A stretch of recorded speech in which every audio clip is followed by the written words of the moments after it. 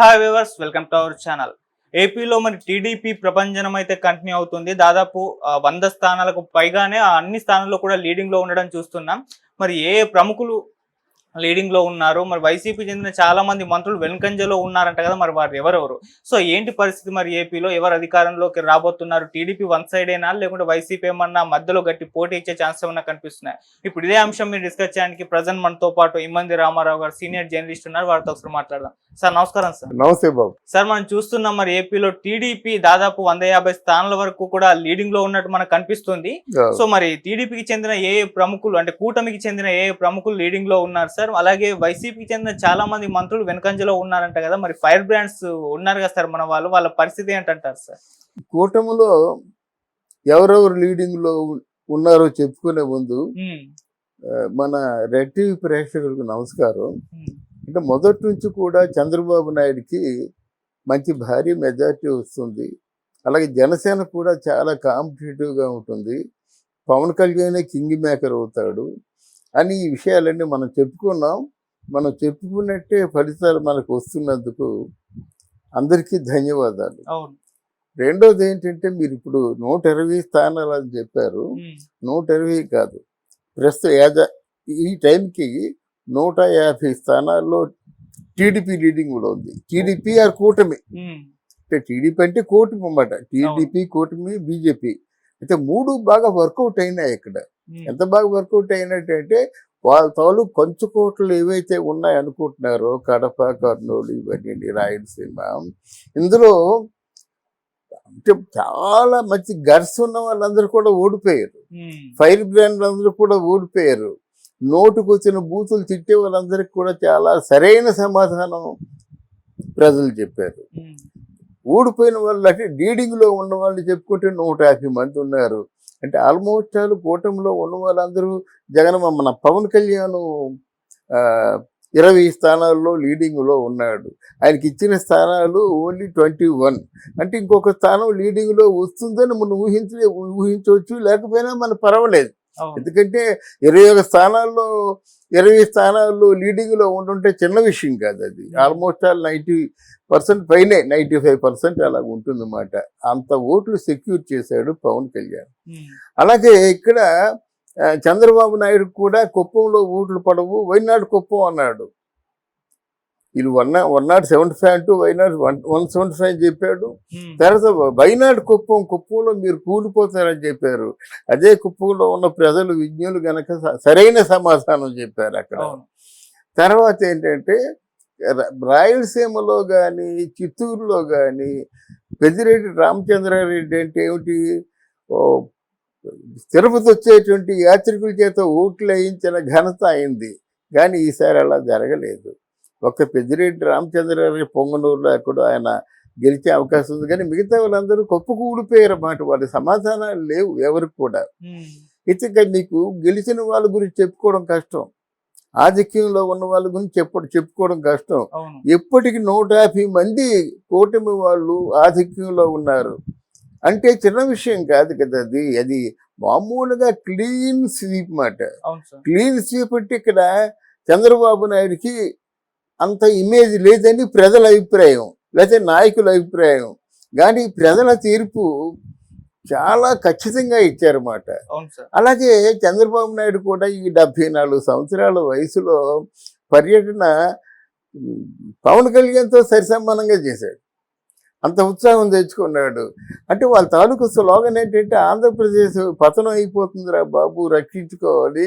ఇప్పుడు కానీ మనం రక్షించుకోకపోయినట్టయితే మరి ఆంధ్రదేశంలో ఏమి మిగలదని చెప్పారు. అది బాగా పనిచేసింది. ల్యాండ్ టైటిలింగ్ యాక్ట్ ఒకటి బాగా పనిచేసింది. తర్వాత పరిశ్రమలు బాగా పనిచేశాయి. తర్వాత ఏమో ఐటీ వాళ్ళందరూ కూడా ముక్త కంఠంతో చెప్పారు. ఎక్కడి నుంచే కాదు, దేశం మొత్తం చెప్పారు, అలాగే ప్రపంచం మొత్తం చెప్పారు అన్నమాట. ఇవన్నీ ఒక కోల్డ్ వార్ లాగా జనాల్లోకి వెళ్ళిపోయాయన్నమాట. అవును, ఐటీ పరిశ్రమలు లేవు కదా, యూత్ పాడైపోతుంది కదా, ప్రజాధనాన్ని వేస్ట్ చేస్తున్నారు కదా.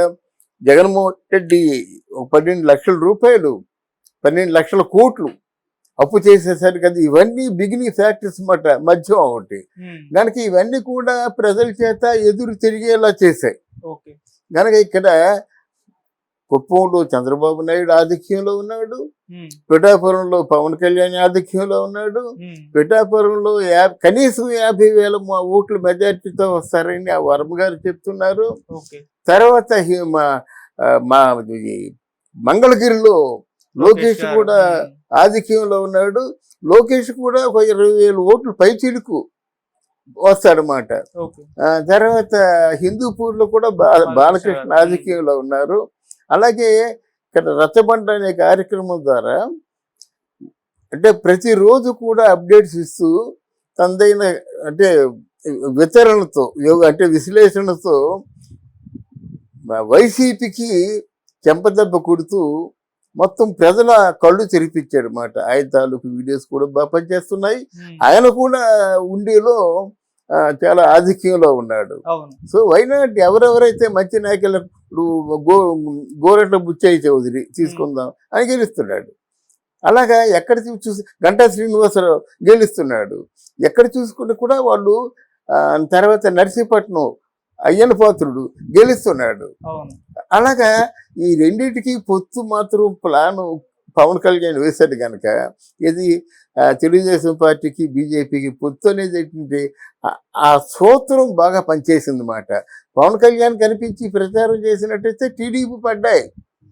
పవన్ కళ్యాణ్కి ఇండివిజువల్ ఇమేజ్ ఉంది అవును. గనక the season of the hero ఇంతమంది గెలవడానికి కారణం ఏంటంటే ప్రధానంగా పవన్ కళ్యాణ్నే మనం చెప్పుకోవచ్చు. ఓకే. ఇంకా గెలిచిన వాళ్ళు చాలా మంది ఉన్నారు. ఉమ్. సార్, మన వైసీపీ మంత్రులు అంబాటి రాంబాబు గారు కానివ్వండి, రోజా గారు కానివ్వండి, ఇంకా చెప్తా వల్లభనేని వంశీ, వీళ్ళు అవును. ఎందుకు వెనకంజలో ఉన్నారంట కదా మరి? వెనకంజలో ఏంటండి వారు రోజాకి అసలు డిపాజిట్లు కూడా వస్తాయో తెలియవు. చాలా ఘోరంగా ఓడిపోయింది రోజా. ఉమ్, తర్వాత వల్లభనేని వంశీ అని చెప్పాం కదా, ఇప్పుడు లేడు అనుకుంటా ఇండియాలో. ఓకే. ఇంత పెద్ద ప్రగల్భాలు బండ బూతులు మాట్లాడి అనుకోని మాట్లాడినటువంటి కొడాలని కూడా ఈరోజు పారిపోయే పరిస్థితి. అక్కడ అంబటి రాంబాబు రికార్డింగ్ డ్యాన్స్లో చూసుకున్నాడు కానీ నేను ఒక ఇరిగేషన్ మంత్రికి నా తాలూకు బాధ్యత ఏమిటి, నేనేమైనా చేయగలుగుతున్నా, చేస్తే ఎందుకు చేస్తున్నాను, చేయలేకపోతే ఎందుకు చేయలేకపోతున్నాను అవి మాట్లాడడం మానేసి తెల్లారు లేచినట్టయితే చంద్రబాబుని పవన్ కళ్యాణ్ని తిట్టడం ఏంటండి? ప్రజలు చిరాకు రాదు. ఆయన ఓడిపోయాడు అంటే విడుదల రజని ఇచ్చింది. ఓకే. వీళ్ళు ఇన్ని విధాలుగా పతనం అయిపోతూ నోటుకొచ్చిన బూతులు తిడుతుంటే ఇప్పుడు అధ్యక్షుడిగా ఉంటూ ఒక్కసారైనా వారించాడండి. పైగా అక్కడి నుంచేమో సజ్జల రామకృష్ణారెడ్డి స్క్రిప్ట్ రాసి ఉంచినట్టయితే పంపిస్తుంది. ఓకే. లేకపోతే జనసేన అండి అద్భుతంగా చెప్పుకోవాల్సిన అంశం ఏంటంటే గతంలో చిరంజీవి గారు పోటీ చేసినట్టయితే మొత్తం పోటీ చేసే స్థానాలన్నింటిలో కూడా 18, ఈయనేమో 21 స్థానాల్లో పోటీ చేస్తే అప్పుడే 20 లీడింగ్లో ఉన్నాయి. మనం చూసినట్టయితే ఇంకా ఆ 1 కూడా వచ్చేసింది లీడింగ్లో. అంటే 21కి 21 వస్తాయని ఒక అంచనాతో ఉన్నారు. అందువల్ల ఓడిపోయిన వాళ్ళందరూ కూడా చాలా పెద్ద దెబ్బతీశారు. అంటే మన వైఎస్ఆర్ పార్టీకి పెద్ద బలం అనుకున్నారు, వాళ్ళే మైనస్ పాయింట్లు అయ్యారు. వాళ్ళే కూడగొట్టారు వైసీపీని, వాళ్ళు స్వహస్తాలతో కూడగొట్టారు. తర్వాత ఏంటంటే సజ్జల రామకృష్ణన్ ఎంతైతే నమ్మాడో నిన్న కూడా తంబరాలకి సిద్ధం కండి అని చెప్పాడు సజ్జల రామకృష్ణారెడ్డి. అప్పుడు ఎలా ఉంటుందండి? కనుక ఇవన్నీ కూడా ఈ కేవలం వైసీపీని ఓడగొట్టడం వేరే కథ అయితే వైసీపీని ఓడగొట్టే వాళ్ళలో ప్రధానంగా ఉన్నది వైసీపీ వాళ్ళే.